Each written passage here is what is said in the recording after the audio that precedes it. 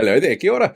Let's take a look at some of the hard right red flags in the Far North District Council local body election for this year. Now, a quick disclaimer here. These are red flags for me. They're not going to be red flags for everyone. So please, make sure you do your own research into your candidates and find out which ones have views that align with your views. And whatever you do, make sure that you vote this year. All right, running for Mayor and the Bay of Islands Whangaroa Ward under the affiliation Sovereign is Joshua Riley. He ran in the last election as part of a team of pseudo law believers pushing what are known as sovereign citizen beliefs and seems to be continuing with that with the foundation of what he seemingly wants to be a political party, also called Sovereign, which push Christian-based ideologies around the nuclear family as the bedrock of our society and morals, including opposing what he calls state-sponsored gender ideology, sexual orientation advocacy, and race-based legislation. He claims Māori ceded sovereignty to the Crown, downplays climate change, and criticises government responses to climate change mitigation plans, and his own website seems to show him at the illegal Wellington parliamentary occupation. Former Horowhenua Mayor Michael Fayan is running for the Koikohi Hokianga General Ward. Content he's shared publicly just this year includes disinformation anti-science group NZD SOS, Voices for Freedom, claims of chemtrails, pseudo law group challenging councils, and anti-fluoride content. Davina Smulders is running in the Bay of Islands Whangaroa General Ward as well. She's the ACT candidate, which to me is, a red flag, and that will be on the ballot under her affiliation, so you can see that for yourself. Monty Knight running in the Te Hiku General Ward.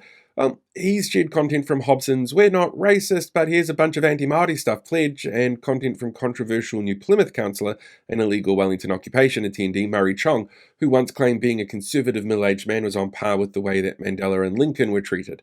And one of the founders actually of this group that made headlines this last week, where apparently the founders of Hobson's Pledge admitted that they do believe in co-governance, as long as it's with them.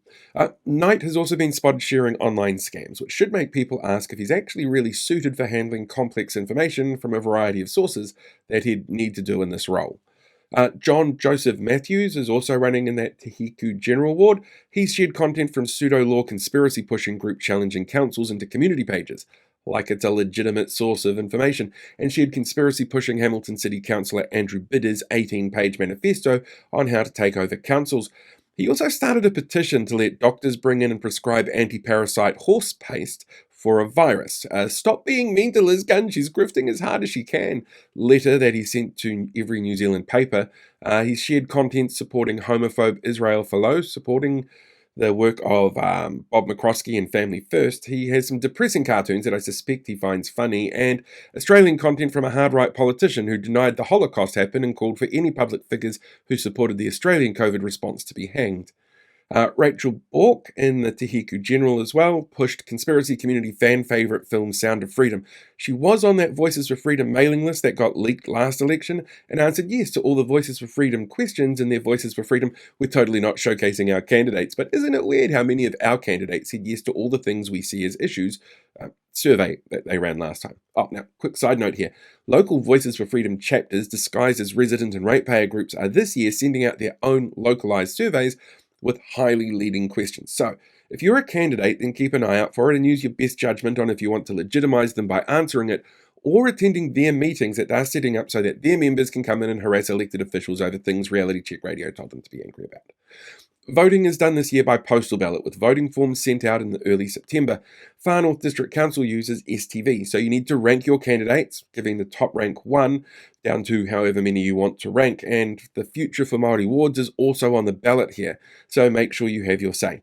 You can actually find more information about your local elections on your local council website, or you can visit my website, paultheotherone.com/LG25 for a whole bunch of other resources, including screen grabs of some of the stuff that you've seen in this video here.